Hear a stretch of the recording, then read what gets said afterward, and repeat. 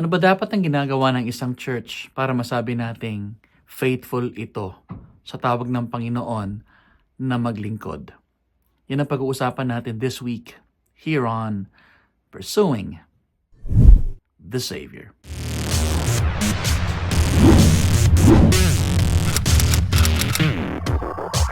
This week's passage is found in Matthew chapter 4 verses 23 hanggang 25. And here's what the Bible says. And he went throughout all Galilee, teaching in their synagogues and proclaiming the gospel of the kingdom, and healing every disease and every affliction among the people. So his fame spread throughout all Syria, and they brought him all the sick, those afflicted with various diseases and pains, those oppressed by demons, those having seizures and paralytics, and he healed them. And great crowds followed him from Galilee and the Decapolis, and from Jerusalem and Judea, and from beyond the Jordan. This passage gives us a brief summary of the Lord Jesus' earthly ministry. May tatlong mga importanteng bagay ang pinapakita ang passage na ito na pwede nating maging gabay pagdating sa ating mga ginagawa sa church. Unang-una, teaching. So sinabi sa passage na ang Panginoong Jesus ay nagpunta sa mga sinagoga. Kumbaga, ito yung mga educational institution ng Judaism noong mga panahong yon.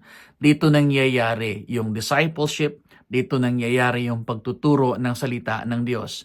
So nakikita natin dito that Jesus was teaching in the synagogues dahil nandoon yung mga taong interesado na matuto at mas makilala ang Panginoon. The church should be where the people are. Hindi naman natin pwedeng sabihin na lahat ng taong uma-attend sa church ay mga disipulo ni Kristo. Lahat ng pastor na iintindihan nito.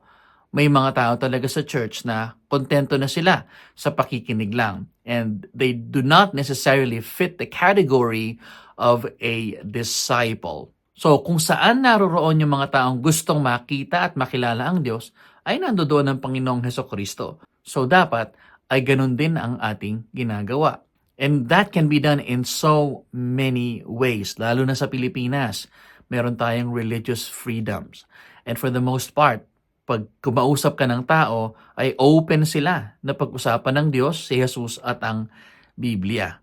Kaya dapat i-take advantage natin yung mga panahon na kaya pa natin gawin ang mga bagay na ito. Pangalawa, proclaiming the gospel. Pwede nating sabihin ito yung preaching part. Kanina, yung teaching part. Sa aking palagay, ang pangangaral ng Ebanghelyo ni Kristo ang isa sa mga pinakamahalagang gawain ng iglesia. Sinabi nga ng Apostol Pablo, I am not ashamed of the gospel of Jesus Christ. Gayun din na hindi dapat nating ikahiya ang gospel. That's why it is so vital that the church discusses the gospel as regularly as possible. Dahil kailangan mapaalalahanan ang mga tao tungkol sa kamatayan at sa muling pagkabuhay ng Panginoong Hesukristo. Baka kasi makalimutan ng tao kung bakit namatay at muling nabuhay ang Panginoong Hesukristo. Bukod dyan, there's always the possibility na merong isang tao sa church na baka for that particular Sunday, first time niyang maririnig ang gospel. Pangatlo, healing every disease and affliction. Bagamat hindi natin pwedeng i-claim na ang bawat Christian church sa buong mundo ay merong ganitong gift. Ano ba ang nangyayari dun sa pagpapagaling ng Panginoong Hesukristo? He was addressing their immediate needs. Bukod dyan, yung pagpapalayas ng demonyo, pagpapagaling ng mga may sakit, at iba pang mga milagrong ginawa ng Panginoong Jesus ay naging mga sinyales para maunawaan ng mga Israelita na ang kanilang Mesiyas o Kristo ay dumating na nga. Bagamat hindi natin pwedeng sabihin na kaya nating pagalingin ang lahat ng mga may sakit, at ang mga churches natin ay magiging mga healing services na lang ang ginagawa natin, hindi natin pwedeng ikaila na kailangan nating tugunan yung agarang pangangailangan ng mga tao. Kaya nga, marami mga Christian organizations ang nagpapakain, ang nagpapaaral, ang nagbibigay ng mga Bibles at iba pang mga mabubuting gawain.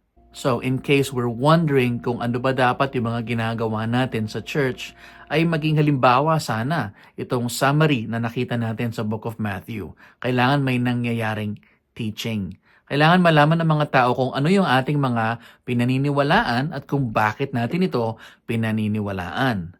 Pangalawa, importanteng ipinapangaral ang Ebanghelyo ni Kristo sapagkat sa pamamagitan nito ay naililigtas ang mga kaluluwa. At pangatlo, kailangang binibigay natin yung agarang pangangailangan ng mga tao. Of course, nakadepende yan sa ating kakayanan. At kung hindi man, maaari natin silang ipanalangin. So kapatid, ang mga bagay ba na ito ay nakikita mong ginagawa sa iyong iglesia? Share mo naman ang kwento ng church nyo.